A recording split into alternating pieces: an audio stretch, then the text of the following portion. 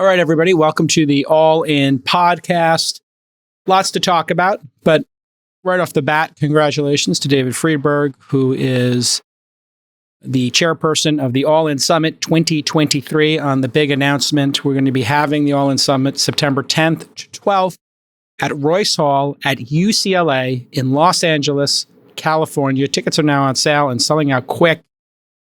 Friedberg, maybe you can just give people a little overview of why you selected the location and what you hope to accomplish in terms of the programming, just broad strokes, and then we'll get right into the show. I think the general headline is today and tomorrow, where are we headed? I think exploring the state of the world and interesting things that we're that we're all kind of excited about in the future. And we want to have great conversations with candid people that can give us kind of, they're very honest, on the ground points of view on everything from technology and markets, macro, science, society, and culture. So we're going to talk across all those different topic areas.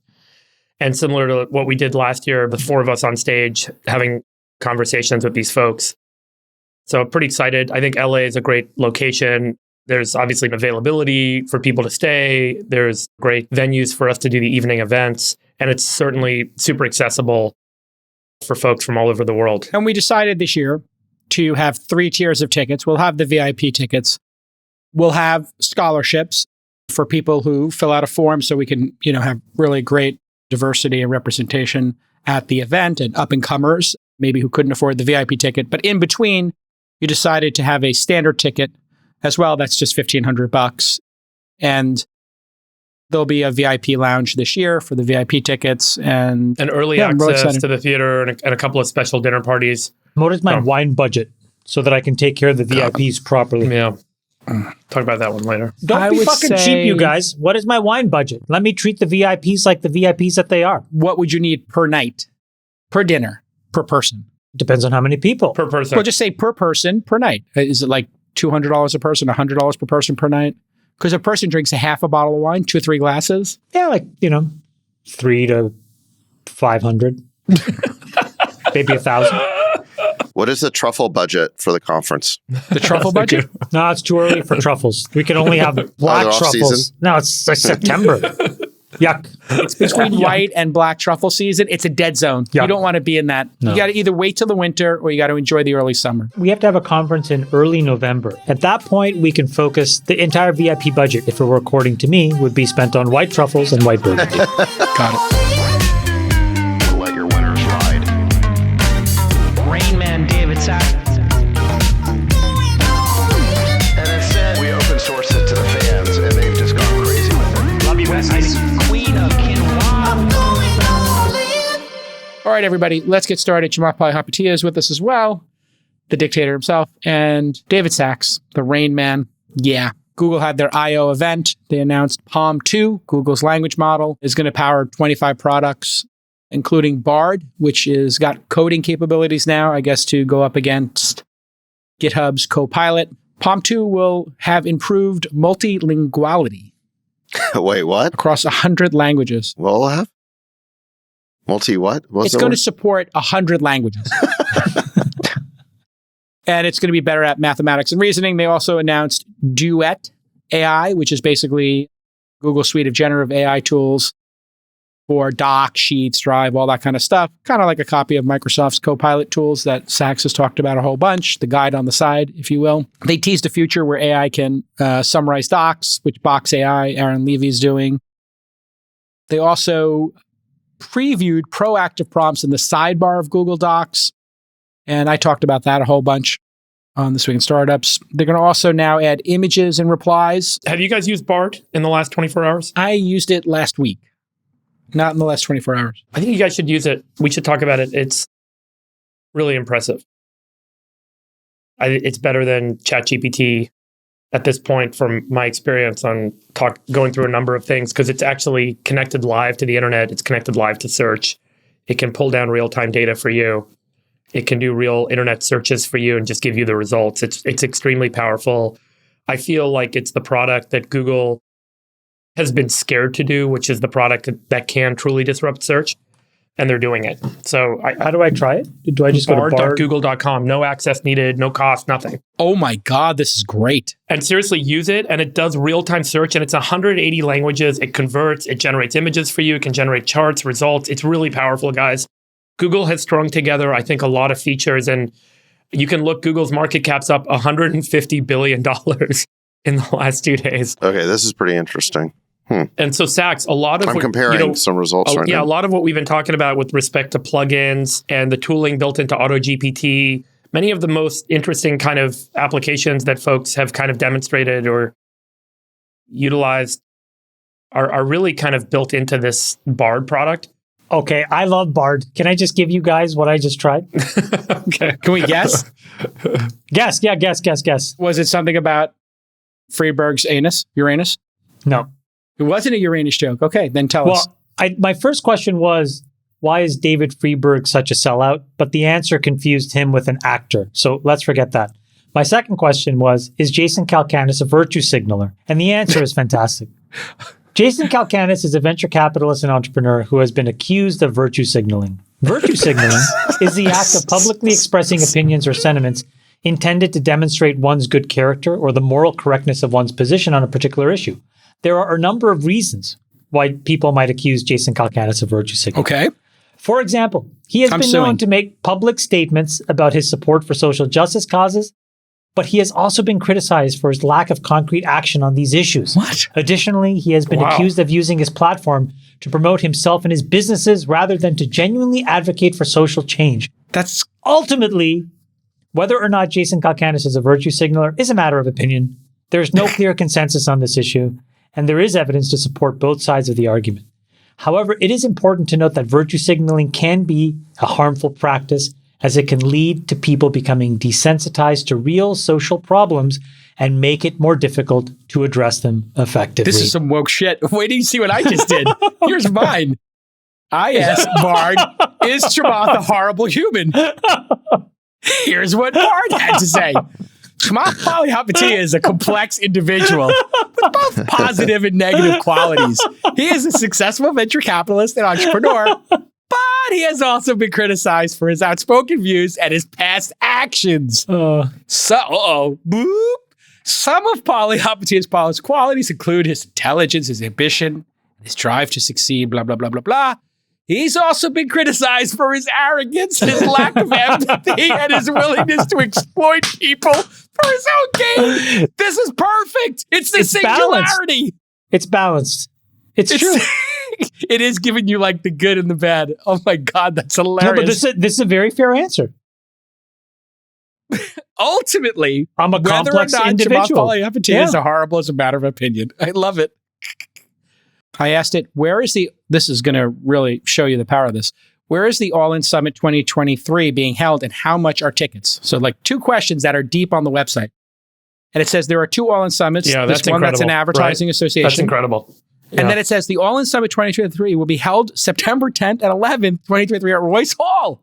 Tickets are $1,500 for general admission, $7,500 for VIP. That's insane. That's insane. Wait, so Friedberg, what are the key differences between Bard and ChatGPT just because you've used it? On the modeling side, they're claiming a much larger, more robust model. It's linked to the internet, so it's linked to live search, which you can't do with ChatGPT, which is based on a static training data set. So Bard can actually engage with dynamic content and a dynamic content generator across the web. And then it's integrated with a number of Google services that basically can take certain live feeds of data like flights and stock prices and so on. It's free. You don't need to be charged for overusage. You don't need to sign up and get access. It's just available to anyone. I mean, I think this is the game changer everyone is hoping for from Google. I just asked, did Stan Druckenmiller buy NVIDIA recently? So it wasn't able to find the transcript of his thing, but it did find the 13F, and it says yes, according to his 13F. That's for amazing. The fourth quarter of 22, Stan purchased 582,915 shares of NVIDIA. Yeah. Isn't that incredible? I just said, what was Google's restructuring expense incurred in Q1 2023? And it says, according to Google's 2023 Q1 earnings report, the company incurred restructuring expense of $1.6 billion including the decision to lay off 12,000 employees. They were part of a broader restructuring. I mean, it basically parsed through the press release, parsed through the Q1 data. It's really pretty impressive, huh? I mean, what do you guys Check think? this out. Like, Well, no, use look at this this for one. a couple hours. Yeah. David Sachs. What does David Sachs think about Hunter Biden? Everybody on the All In Pod knows. But let's see what Bard knows. He's not publicly commented on Hunter Biden. However, he has been critical of the Biden family business dealings in Ukraine. In a 2019 interview, Sachs said that he was deeply troubled by the Biden's involvement in Ukraine. 2019. And that he believed it was a conflict of interest for Hunter Biden to serve on the board of Burisma. It's pretty interesting. I don't know. That's clearly inaccurate. I mean, I wasn't talking about it. In 2019. Think about that. That's when we started doing this pod. Yeah, so the question is, where is he getting these quotes?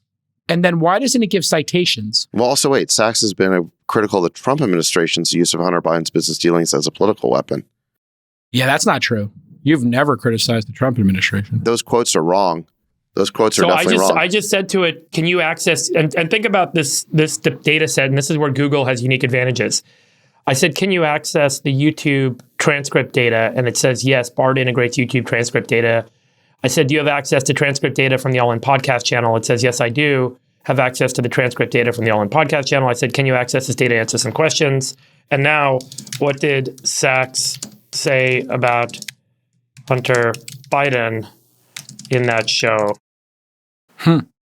And so I would guess, so think about Does it change the answer? So far, I'm finding this to be very inaccurate.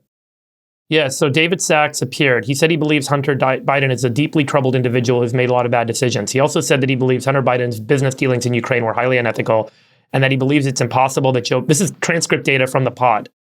However, Sachs also said that he does not believe that Hunter Biden's business dealings are a, quote, smoking gun that proves that Joe Biden engaged in any wrongdoing. He said that he believes that the evidence against Joe Biden were, quote, circumstantial, and that he does not believe that there is enough evidence to impeach him.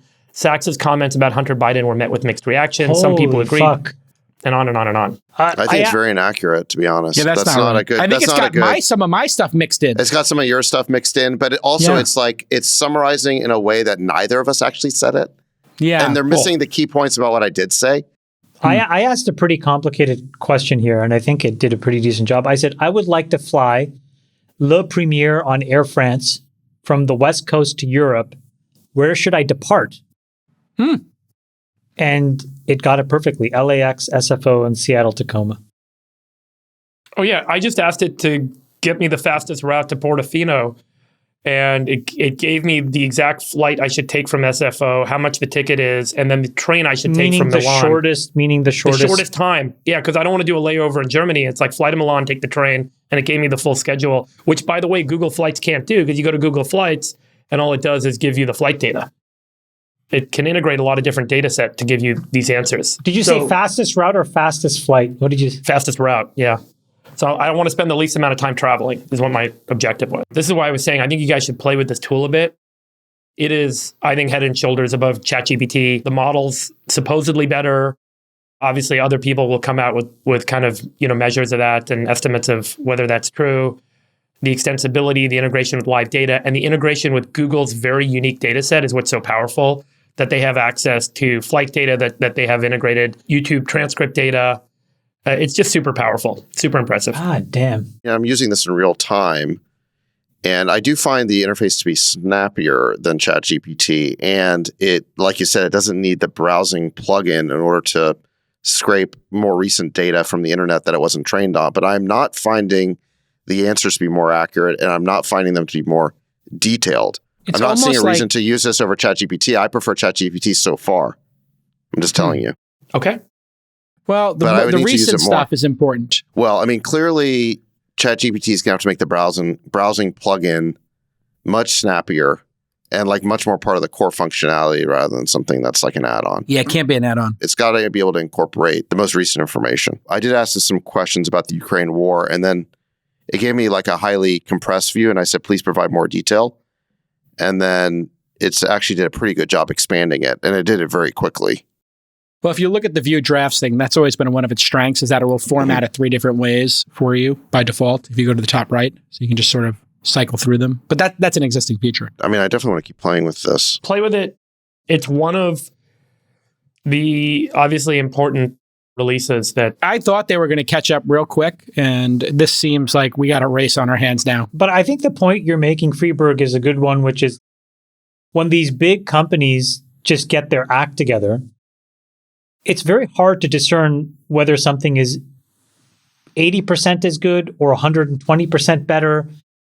There's this fuzzy gray area where a lot of people can find utility in a lot of different products, and then the one with the better distribution wins. And so if they take Bard and they have the confidence now to just integrate it into Gmail or integrate it into these other points where they already have hundreds of millions of users, that's like a really tough distribution barrier to overcome. That's the next step that I think if Google really wants to win here, they have to force distribution of these tools in line to where people are.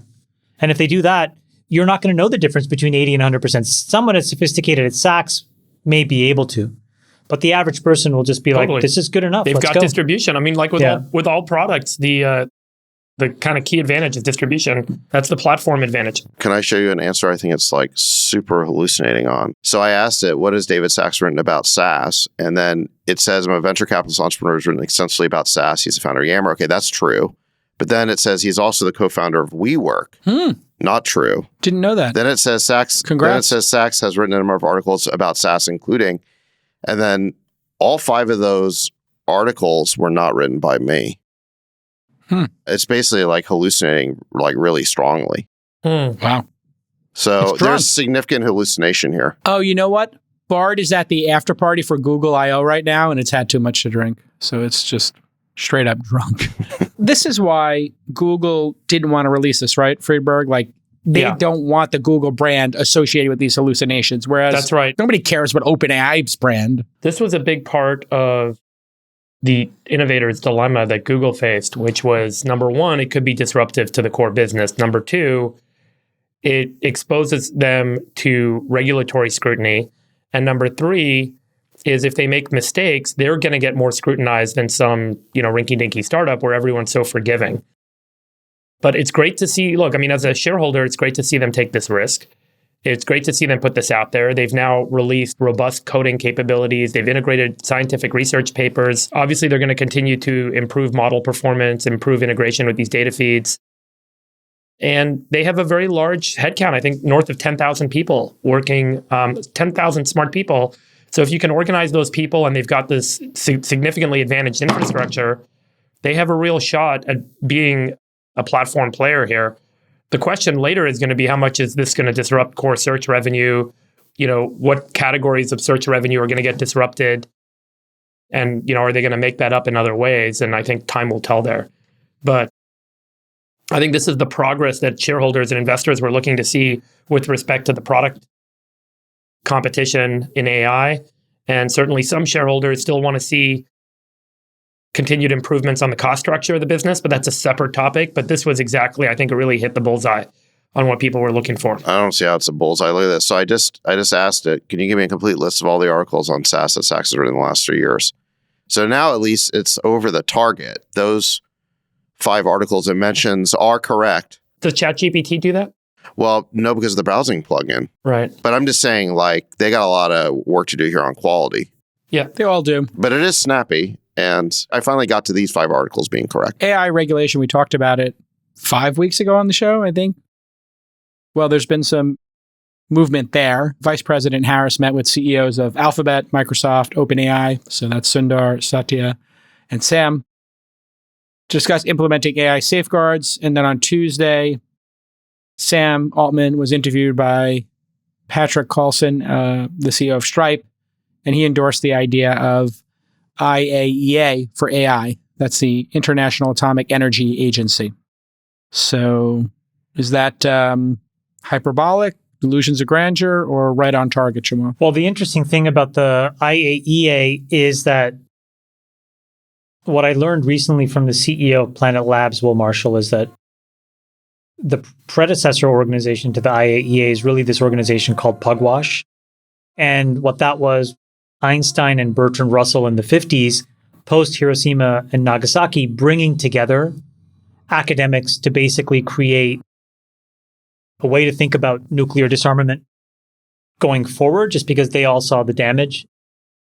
And there was a large framework that set up the current denuclearization treaties. And then the IAEA was set up after that.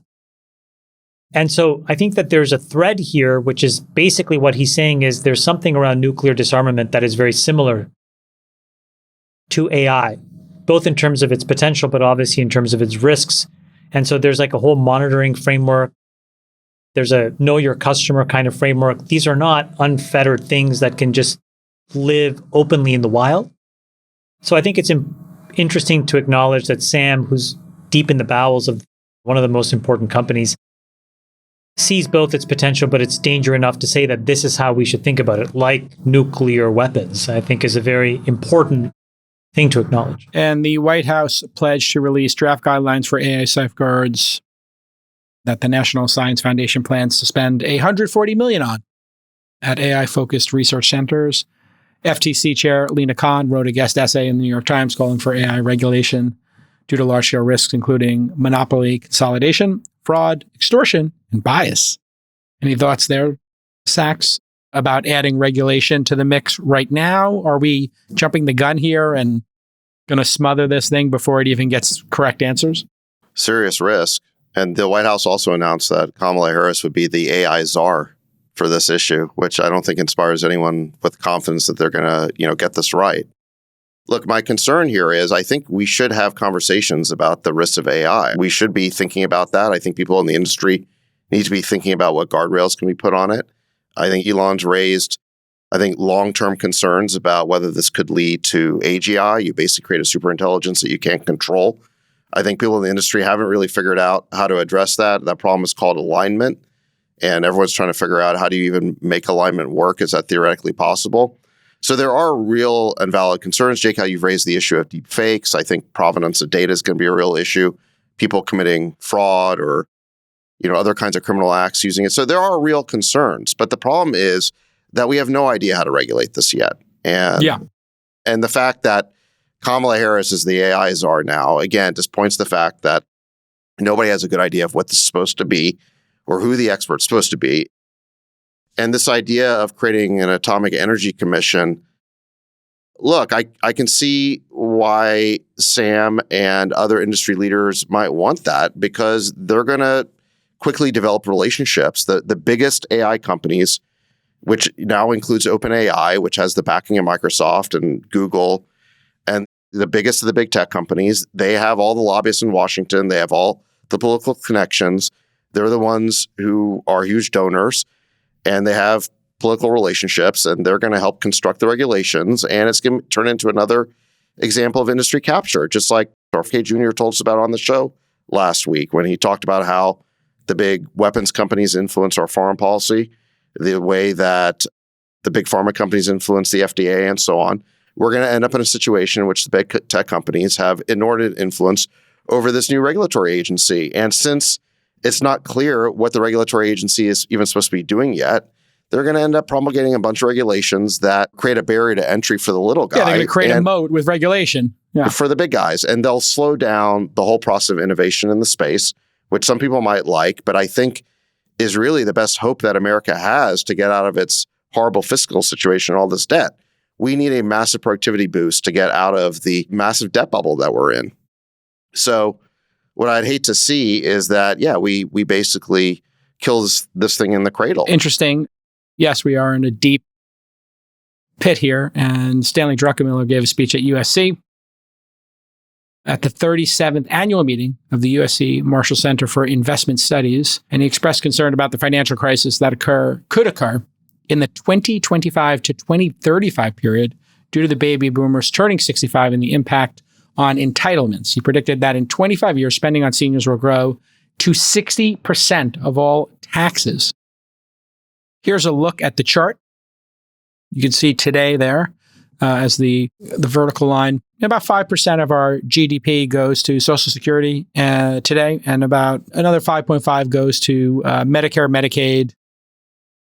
And it's predicting here that those combined will go from what looks like 12% today up to 24% of GDP. Your reaction, Freeberg? I mean, my reaction is it is another very important voice stating the obvious. Like the arithmetic just doesn't work. When we had RFK on last week, I prodded him on his stance and point of view on the federal deficit, the fiscal deficit this government runs, and the entitlement programs that are only going to swell, and the debt burden, which has an interest payment obligation on it, that the interest payments are swelling. And when you do the arithmetic on all this, it's going to balloon the cost to service the debt. And without some degree of cutting across the board spending and entitlement programs, discretionary spending and entitlement programs, you can't make the interest payments, which all, inevitably leads to some form of default.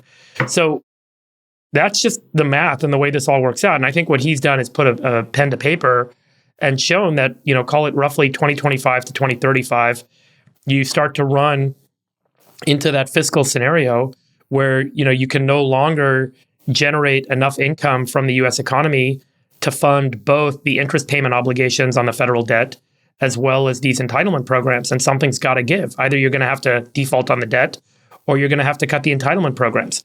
And the point he's making is that the longer you wait to cut the entitlement programs, the worse it's going to get because you're accruing so much debt in the interim. And as we know, that becomes very politically unpopular. And what's so scary to me, and I've kind of shared this, and obviously Chamath has a different point of view, but it feels to me like this is that Don't Look Up movie moment where we have this looming disaster. We don't have any fuel in the car. And all that everyone's talking about is where are we going to drive the car? And every political conversation, every candidate gets on stage, gets on a podcast, gets on a TV show, and they talk about stuff that is simply not feasible. And the direction setting with respect to social policy, wars, geopolitics, how are we going to take care of our middle class? None of that stuff is possible to actually execute against without recognizing and acknowledging that we don't have gas in the car and we have to figure out how to gas up the car. And so it's great to see Druckenmiller being vocal, putting very simple, clear slides together. It's like what I've mentioned in the past. I would love to see a Bill Clinton-esque slide deck where he would come up with a poster and show everyone, here's the economy, folks. And I think Druckenmiller did a great job, and I encourage everyone to go watch that. There's an audio transcript of the talk as well as the slides are publicly available on the internet. We'll put the links in the show notes here today. I just think it's whether or not you agree with the outlook, I think it's worth everyone watching and realizing how serious of an issue this is and why this has to become the number one topic of conversation going into this next presidential election cycle. He's also disclosed he's short the dollar long gold, euro, oil, and AUD, which I guess is the Australian dollar. And he's also long NVIDIA and Microsoft. Believes NVIDIA's got a monopoly on the chip market. I got a question for Chamath and then to Sachs. So Chamath, what's your just reaction to this? Do you think he's Dr. Dooming it and we can have all this debt? And then the question then becomes, is there any way out of this? We had a Trump town hall. I hate to bring it up and go back into, the sort of Trump commentary and all this, but he's the lead candidate, Sachs. And he said he thinks we can get out of debt. We just got to drill a bunch of oil, drill baby drill, and we'll get out of this problem. We'll be able to rebalance the budget. So Chamath and then Sachs. I want to be clear. I don't think it's great that we have these enormous debts and entitlement obligations. But I also don't think that there's some magical number where the economy breaks. And the reason is because we're central to not just our economy, but everybody else's economy. We are the reserve currency of the world. It's not changing anytime soon. It's not even close. And we are, for better or worse, and I think Sachs and I don't like it, but we are the world's policeman. We are a bunch of things. We are the world's center of innovation. We are the world's center of these great leaps forward in humanity. When we talk about all of these different things, these aren't coming from random countries. They're coming from the United States. We can debate which company, but we're never debating the country. So I think that there's a legacy of value creation and innovation that we've always been at the forefront of, at least since America was founded, so 1776 to now. I think the reality is that debt to GDP will continue to increase. I don't think a single politician can practically get elected by offering to cut entitlement spending to people that have spent their entire lives paying into a system. So as a practical matter, this thing will go up, and I don't think the economy will stop. I think that economics are a relative problem where you have to weigh countries against each other. And what that means is the economic vibrancy, the productivity, the intellect, all of those things where we have to compete with El Salvador, we have to compete with Nigeria, we have to compete with India, we have to compete So it's with contextual. Australia. And in that context, there is very little historical artifact that says that there's a breaking point. So I just think that if you observe the moment, it's not that what Friedberg is saying is bad. I'm not exactly sure that it's particularly actionable. And I think the disproportionate amount of action is actually the opposite, which is to reinflate the money supply, to reinflate assets, to create artificial prosperity and smear it to many, many, many people. And I think that you have to think about how do you want to activate your view? I can believe whatever I want, but at the end of the day, I don't want to act in a way that's against my economic best interest, quite honestly. So I believe that winning is measured in dollars and cents on these things. And from that perspective, I don't particularly like it. I think I'm emotionally more aligned to Friedberg, but the practical reality is I'm on the opposite side, which says the governments will keep spending, inflation will be here, assets will keep inflating, the M2 money supply will keep going up, and on general, I'm long the United States and short every other country. Chamath, doesn't that ultimately lead to just inflation? It initially starts with the inflation of assets and asset prices, but it ultimately leads to the inflation of goods and services, which can cripple the economy because then, the middle class can't afford things and you have economic slowdown. I mean, that's the historical record of having these kind of inflationary moments. Yeah, I mean, inflation comes and goes, but the position of the American US dollar hasn't changed. Again, you have to remember, like a lot of these foreign governments, 187 or whatever the number is, countries outside the United States, rely on the US dollar. They don't want to own their own currency, right? And so, yeah, you're right. Dollars do get inflated, but that increased purchasing power also actually drives the balance of power back to the United States because all of these other folks all of a sudden find the ability to import a little bit cheaper. Their economies get slightly better, but the US dollar actually still does well. So there's a complex set of interactions that are all relative. So I think it's very hard to point to the US middle class and say, oh, this is why the US breaks. I just don't see very many good examples in a modern globalist era. And there are examples, and I think Ray Dalio has pointed these out, when you look all the way in the back. But to use the UK, right, in the 15 and 1600s of the East India Trading Company, when we did not have a global economy or a global reserve currency, I don't think it's very useful. There's things you can learn, taxation. I think we can learn about why taxation does kill innovation. You said that before. I agree with that. But I don't think there's much value in saying because it happened in these moments, it's going to happen exactly the same way here. And I think what people don't understand is we are in a unitary, singular, mono economy that is anchored by the US dollar. Sachs, any thoughts? Sachs, do you agree?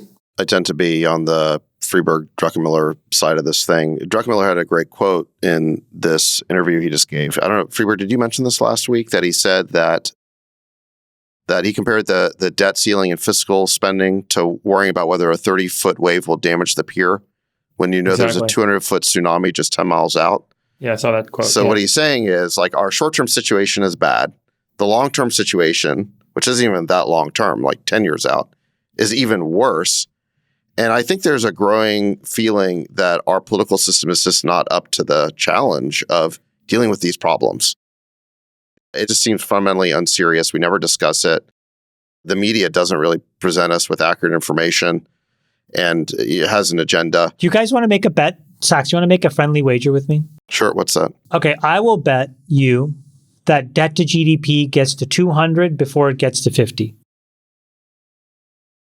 And I'll bet you however amount of money you want, and we can do it for our own personal gain or for charity. That may well be true, but the question is how bad is 200% debt to GDP? I don't think that's a really bad scenario. I mean, I really don't think it matters. I think the point is, Will you if you guys have think any it's money coming, left if that happens? Yeah, we'll have a lot of money. You'll just have to profit from it. If you think it's happening, your job is to profit from it. I'll make the same bet with you, Friedberg. I think it gets to 200 before it gets to 50. Or 250 or 300, you can pick your number. I think it will too. I'm just like, Let's do the math on that real quick. So the size of GDP is what, about 25 trillion, and we're at about 32 trillion of debt. If we're to have 200% debt to GDP right now, we'd be at 50 trillion of debt. Now, let's impute an interest rate at which you would need to finance right, that. 4%. So I think 4%. You have to calculate the duration. I understand, but just it's always going to be 4%. Let's like baseline. Yeah. Let's just baseline. So let's say 4%. So 4% on 50 trillion is 2 trillion a year. Yep. Which isn't that like half the budget? Yeah, more. And that's my point. That's why you have to see taxes go up to over 70%, because it's the only way you got to tax everything in order to fund that. So the U.S. government has collected $2 trillion in fiscal year 2023. Now, I guess we haven't done a complete year, but let's do 2022. It basically collected 3.7 trillion. Right. You're using more than half of the government's income based on the current tax rates to fund the interest payments on your debt. That's not even to pay for social services. That's not even to pay for the defense. That's not even to pay for government services. That's just more than half of the income. I guess maybe we're just speaking past each other. I guess you guys are expressing anxiety and concern, and I'm just expressing, here's how one would make money, because it's pretty obvious what's going to happen. We're going to 200. We're not going to 50.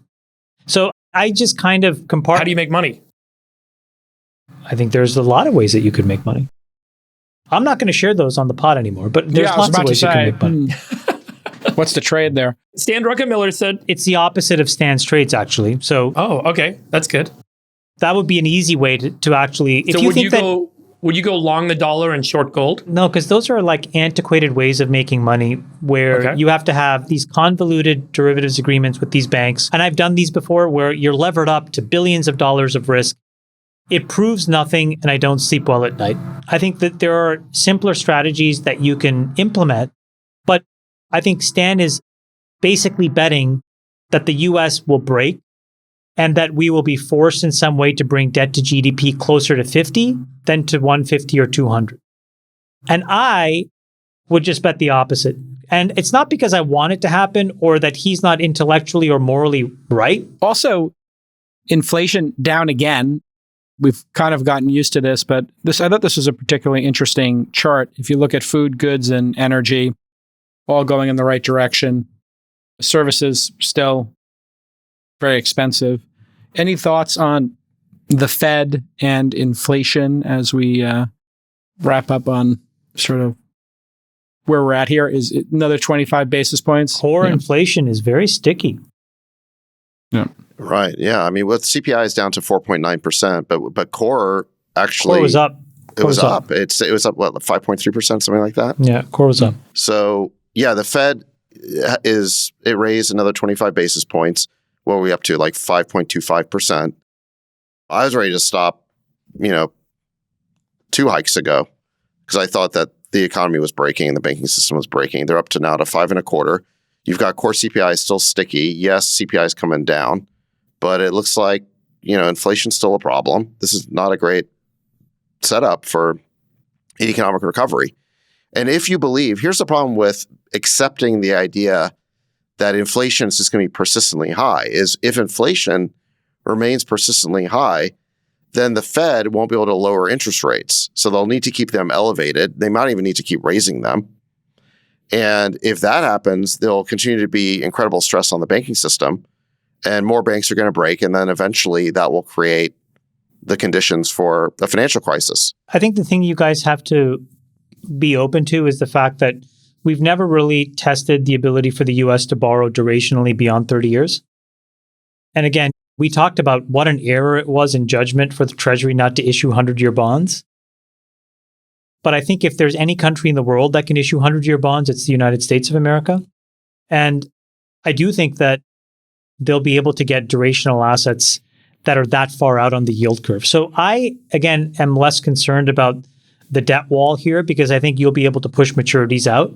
You'll be able to refi a bunch of short-term obligations into the future. And if you look at where the yield curve is, 10 years at 3.5, 340 something. So the thought is that inflation goes down. If you put it out to 100 years, I would be very surprised if 100-year rates, if they priced a bond, weren't somewhere sub 1%. So I do think it becomes effectively free money for the United States. And I think it's just a practical thing they need to explore. By the way, corporates have explored these 50-year bonds and greater.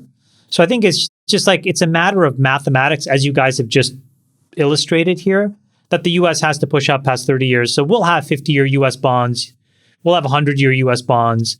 Again, I'm not here to claim whether it's right or wrong, but I think the simple way to acknowledge that is just that we are going to reinflate the money supply over the long term because it's the only sustainable way that politicians can get elected and reelected. And I think the best thing to do there is to own risk assets. Let's move on to the presidential election real quick. I'm curious, gentlemen. Last week we had RFK on. Did you get any feedback? The show obviously did really well. A lot of people watched it. I got a tremendous amount of feedback. People thought he was a fascinating, interesting character. Some people thought he was a conspiracy theorist. They pointed out a bunch of different moments during the interview. But what was the general feedback you got? My biggest thing was, I think he surprised a lot of people to the upside. A lot of people emailed me saying they thought one specific thing with him, and we tried to address it, which is he's painted as this kind of like conspiracy theorist or anti-vax person by the mainstream media. And overwhelmingly, so much of the feedback was, wow, this guy is so totally different because you gave him a long format in order for him to really talk. I thought he was really engaging and very interesting and very smart. Sachs, did you get feedback on it? Yeah, I mean, I think he is very authentic. I think he's very principled. I think that he's a rebel in a way. I mean, to grow up in the Kennedy family and to be part of all of those elite circles, whether it's in Hollywood or Harvard or where do they go for the summer? Martha's Vineyard. Martha's Vineyard or Kennebunkport. Yeah. Kennebunkport, whatever. Yeah. I mean, you think about like all of the elite circles that he grew up in, right? And for him to deviate from Democratic Party orthodoxy and elite thinking in all these really significant ways shows that he is, again, very principled, very authentic, and I think a rebel in a really good way. And he's telling people a lot of things that you just don't hear on the Democratic side and through the mainstream media. So I think it's all positive. Yeah, I got positive feedback on it, Freeberg. The one thing people said was, some people said, not a lot, but they expected us to push back maybe on him harder or something, or be harder. I thought we did an interesting job of letting him talk and really taking these topics to 10 or 20 minutes each. The one people were particularly, I don't know if concerned is the right word, or puzzled by was that we didn't push back as much on the vaccine stuff. We just let him talk about it. A week later, what do you think about his vaccine position? And would you have pushed back more? Or do you regret not pushing back more, Friedberg, as our science guy? He made a lot of generalized statements or statements that I think take a concern about one thing and then make them evidence for a whole thing being off. For example, there is a vaccine that isn't efficacious. There was a vaccine that had mercury in it. Therefore, all vaccines are bad. Oh, we over-vaccinate now. Many vaccines today that kids take going into schools have saved countless lives, and they've had a really critical role in reducing a lot of child-borne illness. It's been, just an incredible advance for humanity, for medicine, et cetera. I think he had a number of points he made about the COVID vaccine, and I know he's made these points for many years. He kind of extrapolates that, it's evidence that vaccines are generally overprescribed and overused, and pharma companies are just out to make money, and the government is aligned with pharma companies to just try and make money. I don't think that that is necessarily true. I think that there are certainly incentives that can drive bad behavior, but I do not think that when looking at the evidence, both contra evidence and evidence of safety and benefit, that childhood vaccines should be kind of changed in terms of how we're doing things today. There may be some things to change, but generally, I think that they're very beneficial. So I don't love kind of how he frames these things. And I think that instead of having kind of a more nuanced conversation about this particular thing and this particular example, he blankets things and then people get scared and they're like, oh my gosh, you're right. We should stop doing vaccines for kids. That's very dangerous. That would be very bad for society, be very bad for our kids. And I think that we need to kind of address that in more detail over time. It's one of these hard things where you have to have kind of a nuanced conversation to give people all the necessary depth and context to feel better informed to make a better decision. Because, there's always this kind of gripping fear that if something's off and I'm getting, poison, or I'm getting bad medicine, or, people are trying to make money off me, people immediately react negatively and angrily, and they want to kind of resolve to a blanket position. I don't think that that's healthy. So I'd love to have a deeper debate on that. But the reason we didn't go into it is because we had limited time with him, and we wanted to take our time kind of giving him a chance to talk about the overview of topics and getting his point of view across the set of topics that we generally thought were going to be relevant in this election cycle. So that was with 2 hours. We still didn't have enough time. You could talk for 2 hours about vaccine. Could I address the conspiracy theorist point? Yeah, sure. So first of all, that label conspiracy theorist doesn't pack the punch that it used to. As you'll recall, anyone who thought the virus might have come from the Wuhan lab was once called a conspiracy theorist.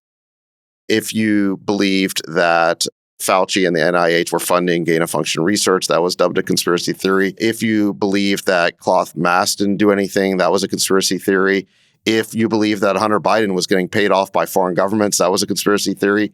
So this accusation just doesn't really pack the same punch anymore. Trump not having a relationship with the Russians and his family, meeting with the Russians multiple times. Yeah.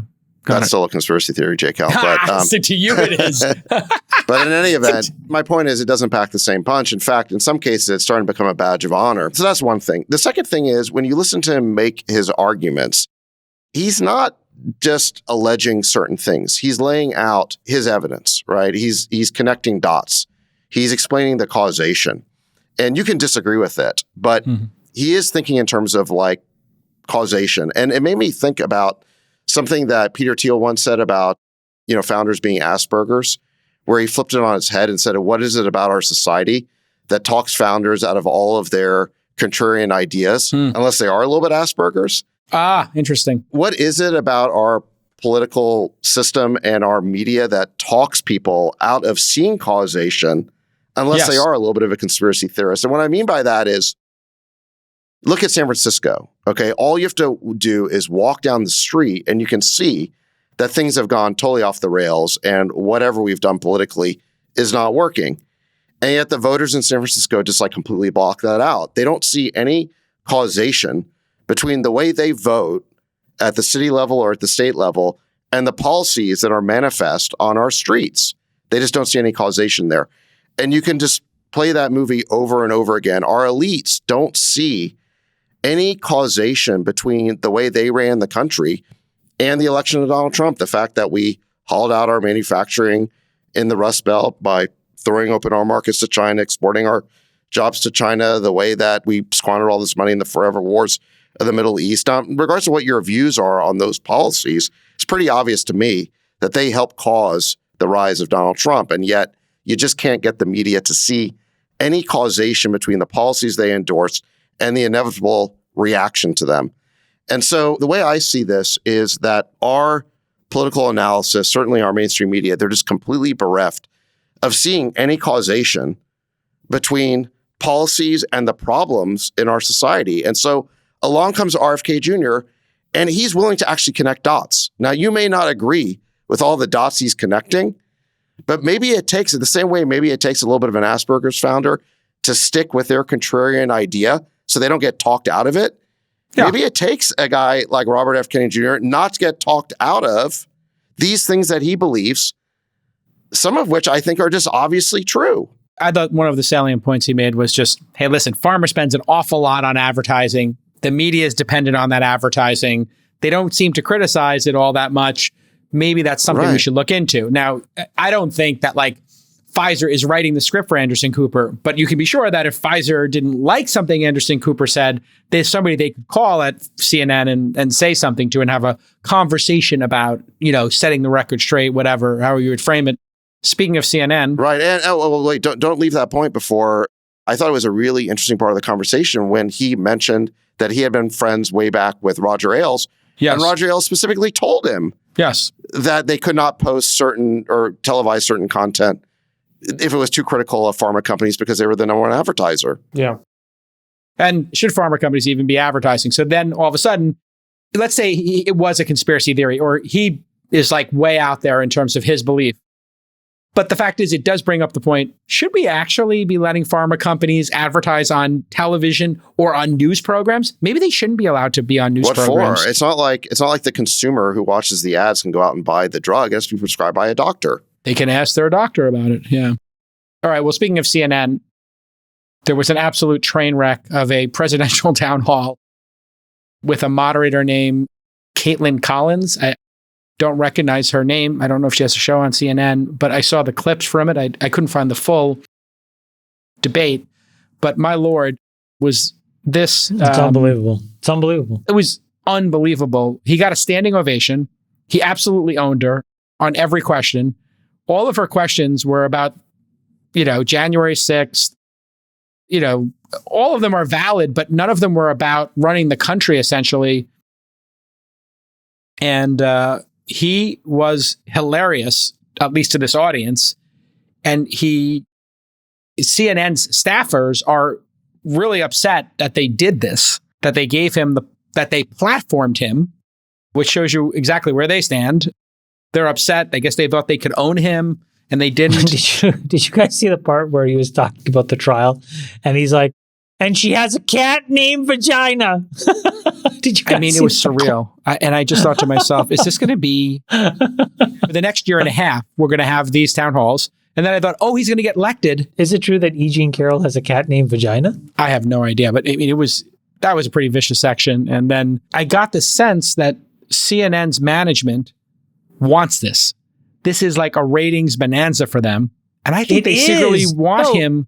Freeberg said it. It's so true. He's so entertaining. I could not stop laughing. I watched him on CNN and I was like, man, it's like one of your old TV shows that you don't really remember watching a lot of, and it comes back on and you're like, he's so ridiculous. The things he says. It's true, because when he first got elected, I was so afraid. And then you realize this guy is just an entertainer, really. He's a terrible politician. Bill Barr said that, Did you see the Barr interview? Yeah, the Barr clip that I shared is just bananas about Trump. But so he's a showman, and he's a great showman. He's entertaining.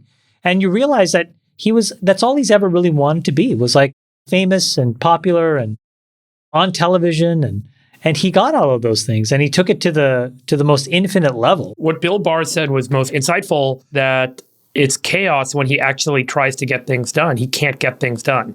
Right. And he'll tell you all the things that you want to hear, that he wants to, that you want to see get done. He did this to Peter Thiel, and Peter Thiel's spoken about this publicly. So I'm not saying anything out of line here. I don't know if this is something that's on the record or not, but it was publicly stated that Peter was disappointed that Trump did not get the things done that he said he was going to get done. And I think that's really what he does, is he incites, he entertains, he gets people engaged, he knows what you want to hear, he sells you on it, he cripples the establishment, which everyone feels treated poorly by, that everyone feels held back by, that everyone feels has taken something from them, that isn't giving something to them. And then he says, you know what, I'm going to fix all that for you. And then you get excited by it, and then all of a sudden he doesn't actually deliver it. And 4 years have gone by and we've forgotten about it, and he's come back in and he's kind of, titillating again. So I think I think the reality is he's got a real shot at getting reelected here. Oh my God, you're right. Here's what I want to ask. Amazing. I'll go around the horn. I'll start with you, Zach. I mean, he said January 6th was like a beautiful day. He said that everybody in the Republican Party who said he lost the election is wrong, and that the election was in fact stolen. Like, he literally doubled down on every single thing. Right. So at the end of this, he gets a standing ovation in New Hampshire. So how did CNN pick that audience? Did they do that on purpose? Did they know that was going to be the outcome? But at the end of the day, after that, does that increase his chances of winning the Republican nomination and the presidency, in your mind, Sachs? Yes, of course it does.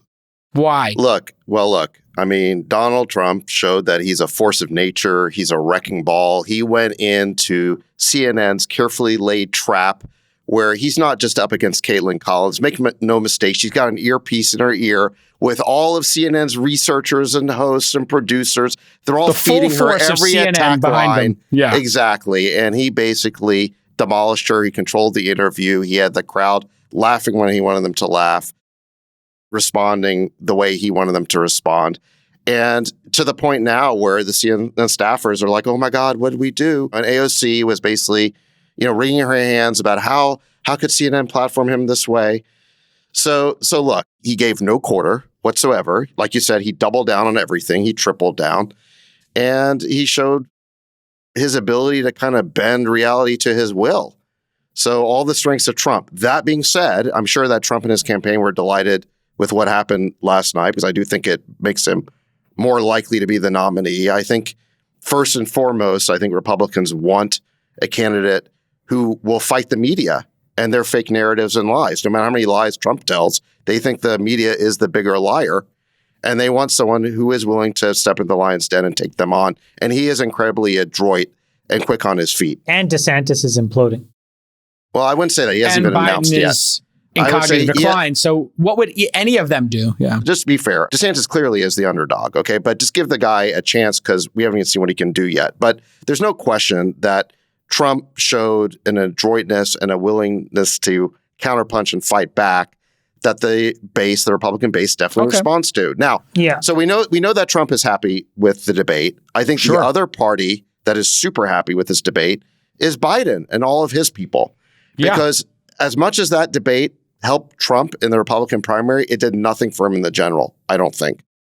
Like you said, Jason, he doubled down on January 6th. The campaign ads write themselves, okay? They're going to show footage of January 6th with the tear gas and the riots. Cops being beaten, people being shot. People pushing down the barricades. And they're going to do a narrative, a voiceover, with Trump saying it was a beautiful day. The people there had love in their hearts. It writes itself. Yeah. It writes itself. And then, he doubled down really strongly on Roe v. Wade.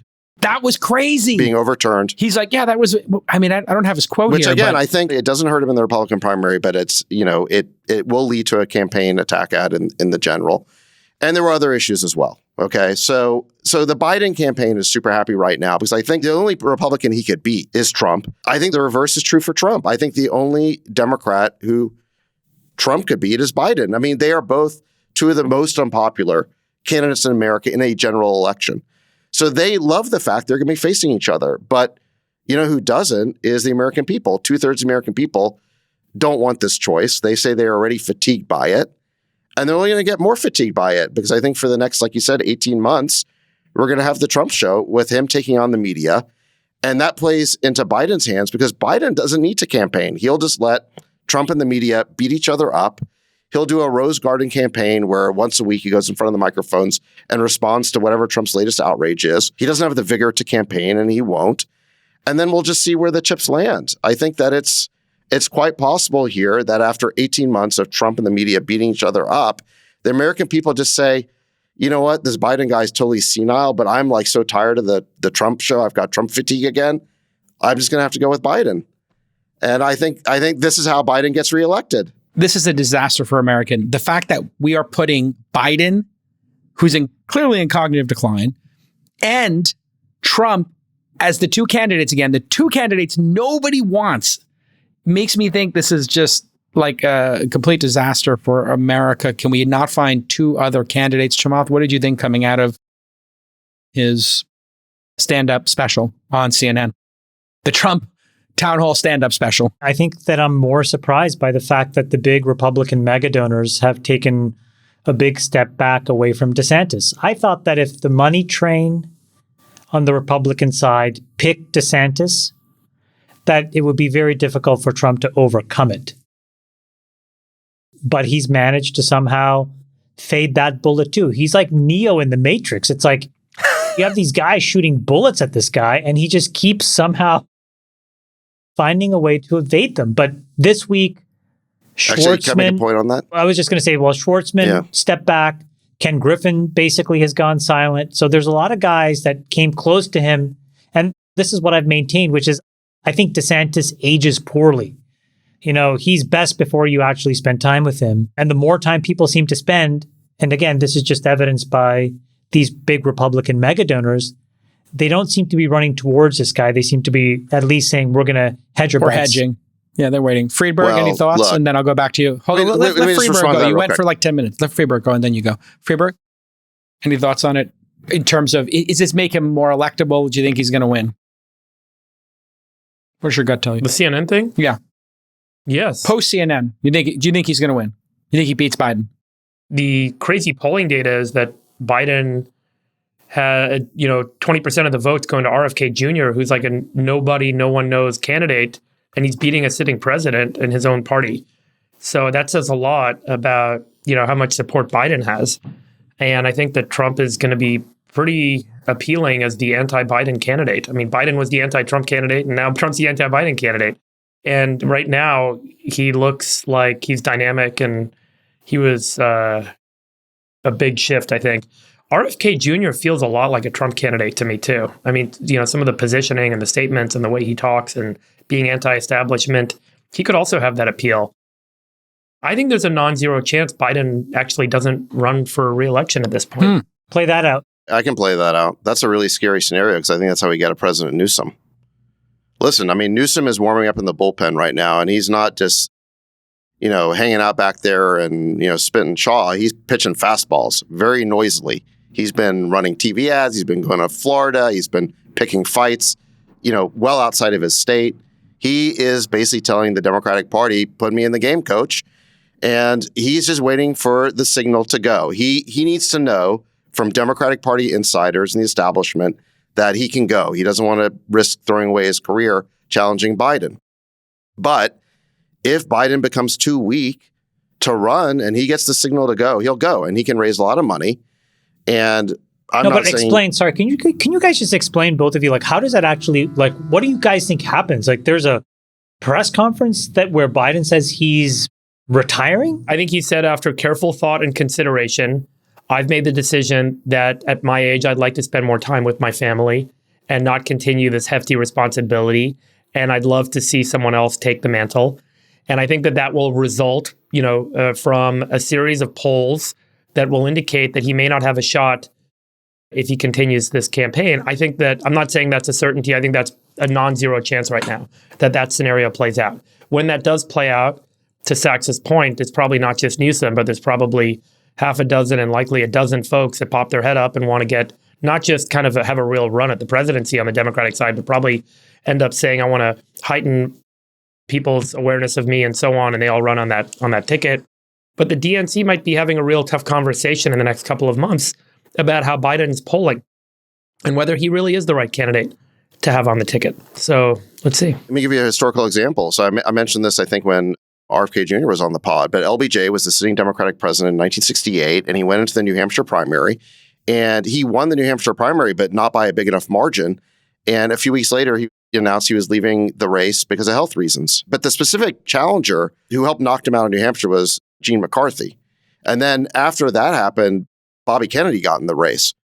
So we could have a situation here where it's Bobby Kennedy Jr. is, initially playing the Gene McCarthy role of being kind of the anti-war protest candidate who helps knock Biden out of the race. And then who knows? I mean, he could become Buttigieg, Gavin Newsom. They're going to want to come into the race at that point. But remember, the thing that happened in early 1968 that caused LBJ to leave the race is you had the Tet Offensive. And Cronkite got back from Vietnam saying the war cannot be won. And then at that point, it was like game over. Well, look, this Ukrainian counteroffensive, Zelensky just announced today that they need more time.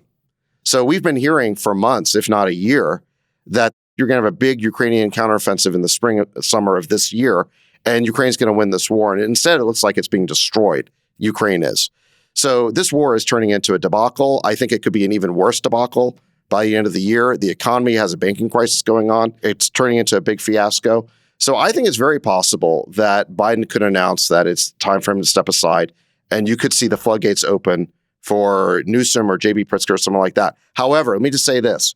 I think the odds of Biden leaving the race went down significantly as a result of last night, because all of the political people around Biden are saying, we know how to win this thing. We just A/B tested the strategy in the midterms. Remember, we had 3/4 of the American people in the midterms think that we were already in a recession and that the country was on the wrong track and the out-of-power party is supposed to gain seats, and the red wave turned into a puddle. Why? Because Biden's strategy of saying democracy was on the ballot and running against January 6th, it actually worked. I'm not saying I bought that argument, but enough independents did. Independents ended up breaking for Biden and the Democrats. Republicans didn't, but independents did. So independents have bought that argument in the midterms. And Trump, again, if he's the nominee, they're going to run that same playbook. Now, it's not guaranteed to work. I think this thing's going to be a nail biter. I think it's going to be a toss-up if it's Biden versus Trump. But I think that Biden's people have to feel very good about this matchup because they feel like they already know how to run this campaign. This is what he said about Roe v. Wade. It was such a great victory. I mean, can you imagine how that's going to play with women voters? They're just going to be like, yeah, no, it was not a great victory. You took away our right to choose for ourselves. Well, definitely Democratic women voters will not like it, but there's a lot of Republican women voters that will support that statement. Here, let me give you this 30%. Let me give you this data of the country. So take a look at this. I don't think you're right, Jason. I just shared with you kind of the Reuters polling data, the most recent one.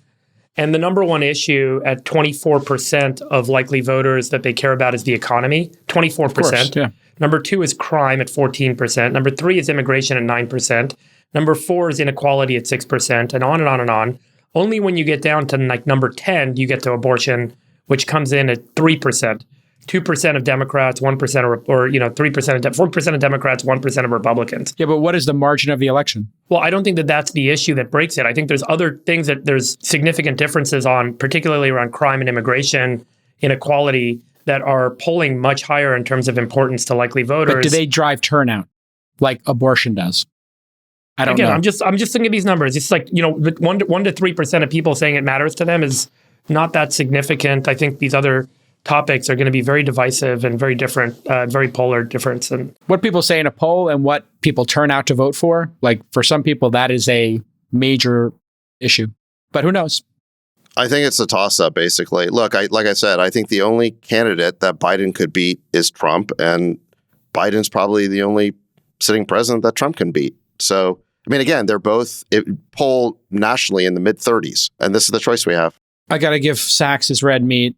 I saw these Republicans are going on a revenge tour here to go after the Biden family.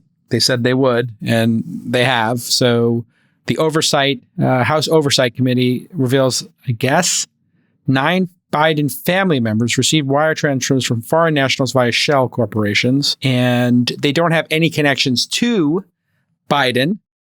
We know that Hunter was securing the bag all over the planet. He's clearly a grifter. I don't think there's any doubt about that.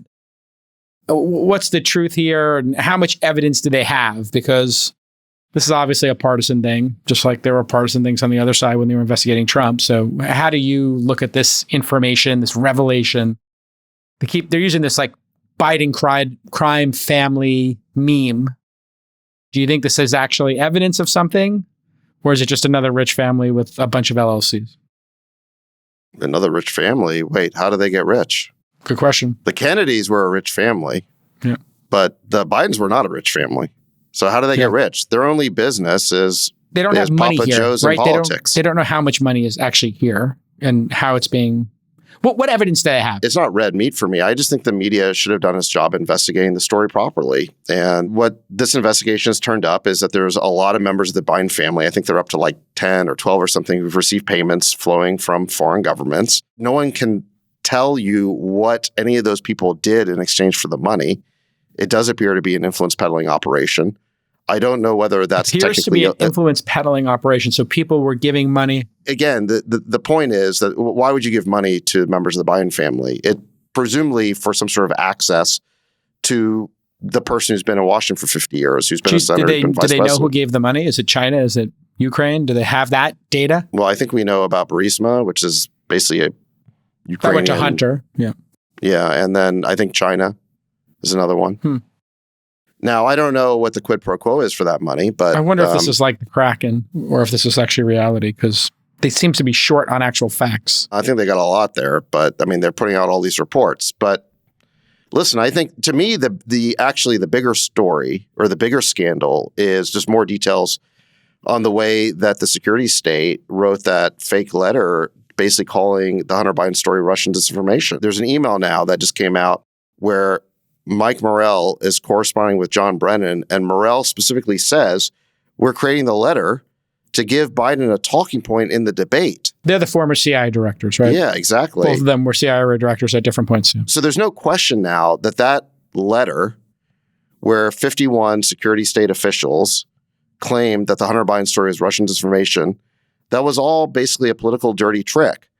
And dirty tricks happen, but I don't think the CIA should be involved. That's the thing.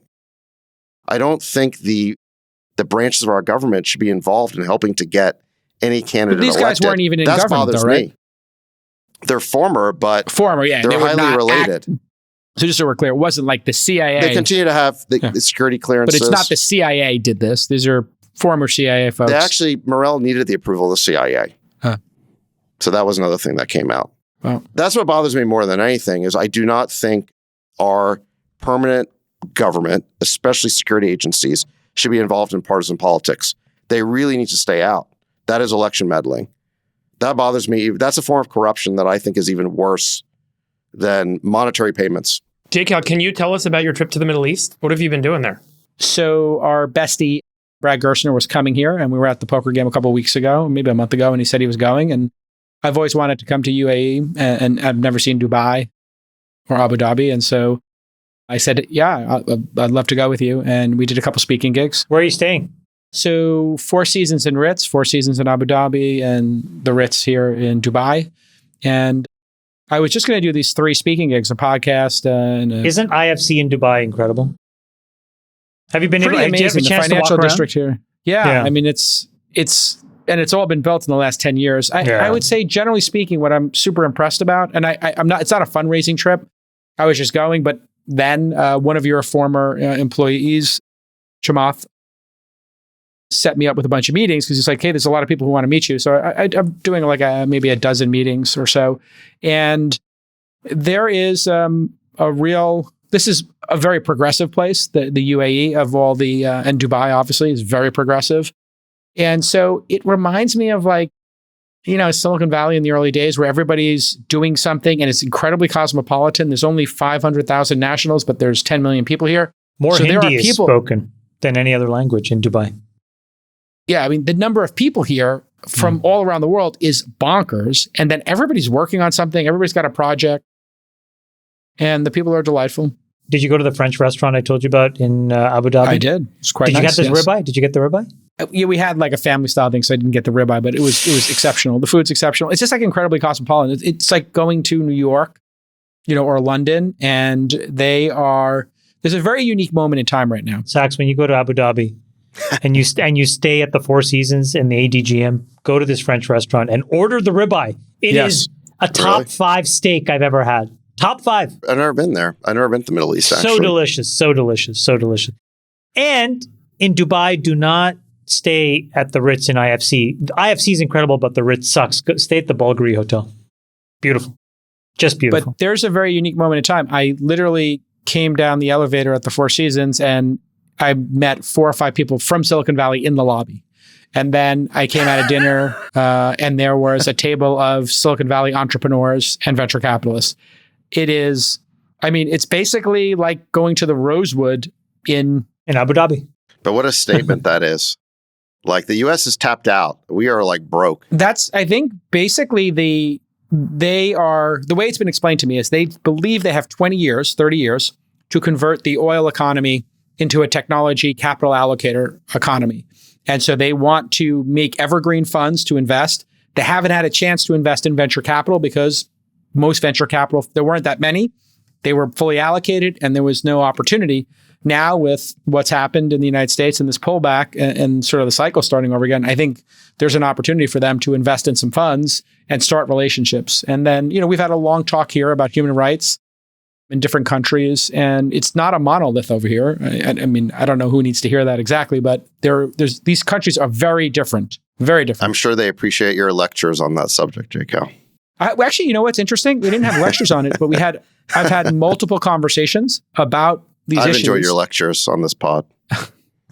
I don't lecture about it. I think these are important issues that people discuss. And the serious thing is a number of these countries are majority young people, and they are reforming very quickly, and rights are changing. And so the question is for, all of us, and for the world is, do we collaborate and, support as they, become more liberal and become more tolerant, and they, become more Western, basically. And young people, it's very Western here. And the parties going on here are pretty much like the parties I attended in LA or New York. And so I think actually we're probably not as, at least UAE and a couple of the countries here are not as disparate as like one might think. I'm glad you did the trip, because I'm glad to hear you talking like that there isn't an us versus them point of view, visiting and seeing the culture and the intention of the people within the culture. Super important. And I think it's good that you did it. So good to hear it. I wanted to share the video that these guys did, but let's do it next week. I think it's worth seeing. Not the Balenciaga one. No, the Lord of the Rings one that this guy did, which is amazing. Wait, what? There's a Lord of the Rings video? No, not with us. Not with us, JCal. Oh, I don't want to watch it. Okay. Why would I want to watch that? Yeah. That's not us. Thank you, Helmuth. Yeah, exactly. What would I care? I want to watch the Balenciaga video for the third time. Did you see that? Yeah. I took an outtake from the guy's video on Lord of the Rings. We'll put the link in the show notes, but this guy made this incredible AI-generated Wes Anderson does Lord of the Rings trailer. Oh, I did see that. Did you see that? That was it's pretty amazing. And the clip I'm using today as a background is an outtake from the trailer. Did you see it, Sax? I don't see the Lord of the Rings one. Oh my God, it's so funny. The guy is incredible. But I mean, the creativity and the potential with AI, it's just so evident. This guy talks about it on his website and on his Twitter feed. He did it in a couple of days. He learned a bunch of new AI tools. A lot of generative tools were integrated to make this possible. It's an amazing 2-minute piece of art that I think really speaks to the creativity being unleashed with AI. Again, going back to this point about it not just being about job reduction and reductionism, but it's really about unleashing new potential that we didn't envision before. Separately, there'll be another, I think we should talk about this next week, but there's now this kind of generative video game platform that's being demoed where you can instruct the video game intentions and it generates an immersive video game experience for you on the fly, which is something we talked about couple episodes, probably a couple months ago at this point. I had somebody on This Week in Startups who showed a video game where he made you make 25 objects in the game. It's really incredible. In a certain style. And then you say, I want to make more characters like that. I want to make more backgrounds like that. Like you take a Wes Anderson style, whatever, and it just generates them for you. And it just keeps generating them for you. So one artist can make a palette for a game and you can say, I want to have a penguin in my game. I want to have a zombie in my game. I want to have this kind of zombie. That's exactly right. Yeah. And it just does it. And then people who are playing the game can say what they want with prompts and it creates it. And you can drive a storyline and then you can integrate with other people's storylines. I mean, it's really powerful. Anyway, I got to run. For David Friedberg, David Sack, and Chamath Palihapitiya, I'm your boy, JCal. Love you, boys. We'll see you all next time on the All In Podcast. Bye-bye. Bye-bye. We'll let your winners ride. Playing you out with the greatest hits here on Z100. The Balenciaga video featuring the All In cast with cameos by Brian Armstrong, Keith Raboy, and Elon Musk. Coming at you. Balenciaga, Friday night, 8 o'clock, hardest ticket in New York.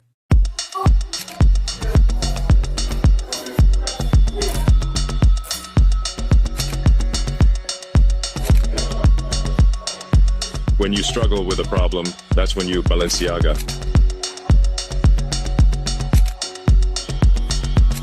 Fed mullet, quantitative tightening in the front, quantitative easing in the back.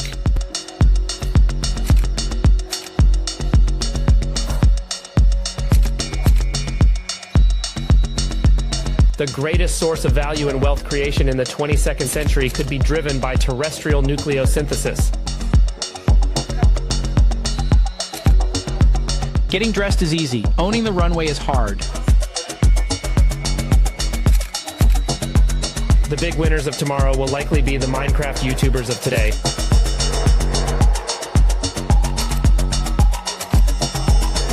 It's easier than ever to confuse popularity and truth. I think it is possible for ordinary people to choose to be Balenciaga. The mainstream media is the most H&M it's ever been. When I left Facebook, I left an enormous amount of equity on the table. I thought, I don't want to be a slave to money. I want to be a slave to something bigger. Balenciaga.